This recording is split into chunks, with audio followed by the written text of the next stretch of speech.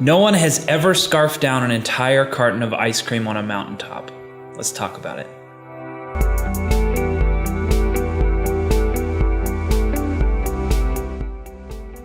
Disciples are mountaineers. We do the hard work of becoming who we were meant to be while we are on the mountaintop. Well, what happens on the mountaintop? God is revealed. God is revealed on the mountaintops. God the Father was revealed on Mount Sinai. God the Son was revealed on Mount Calvary. And God the Holy Spirit was revealed on Mount Zion. God is revealed on the mountaintops.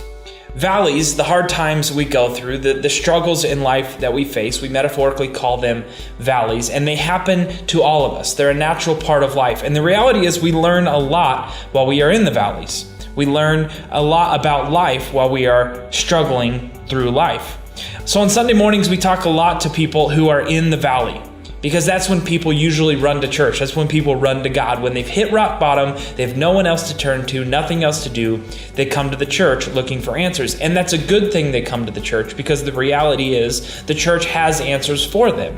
And the church offers grace to them in their times of need. But you're not going to become who you were meant to be until you seek God, not just when you are in the valley, but when you sacrifice for God, when you are on the mountaintop. One of the most famous stories in the Bible is the story of the prodigal son. A son comes to the father and asks for his inheritance early so that he can go off and live the life that he wants to live, doing the things that he's been taught by his father not to do. But there's another character in the story, and that's the prodigal son's brother. And the brother remains faithful. He stays strong, and he keeps serving his father while his brother is off living the life that seems so appealing.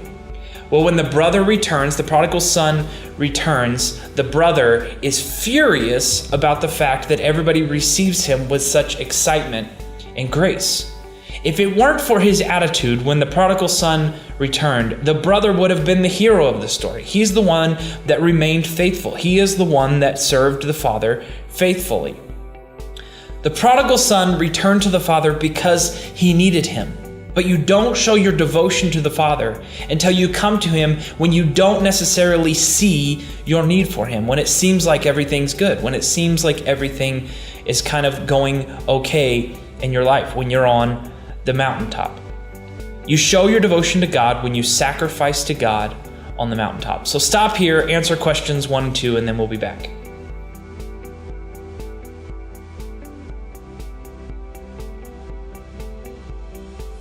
I grew up a Royals fan, and that was not always an easy chore, because the reality is most of my life the Royals were terrible. Well, just recently the Royals got really good. They won a World Series and everybody's jumping on the bandwagon. I feel like everywhere I go, people are wearing Royals hats and Royals shirts, and now everybody is a Royals fan. And I see this and I cannot help but have this feeling of, it's not fair. You don't get to be a Royals fan because you didn't put in the dues of cheering for them when they sucked. So it's not fair that you get to be a Royals fan now. And so I sound a lot right now like the prodigal son's brother. The givers, the tithers, the servers, the people who are becoming who they were meant to be, the growers in our church, these are the people that cheered for the home team when they were terrible. These are the people who stayed faithful to the Father when their brothers ran off and lived what seemed like such an appealing life. We always talk around here about how our church is growing because people come to God when they need Him, when they're in search of something more because they've hit rock bottom, or when it's convenient. But good relationships start selfish, so there's nothing wrong with coming to God when you need Him, but eventually they become sacrificial. That is the maturing process of our Christian faith. We come to Him because we are in need, so it starts selfish, but eventually it becomes sacrificial.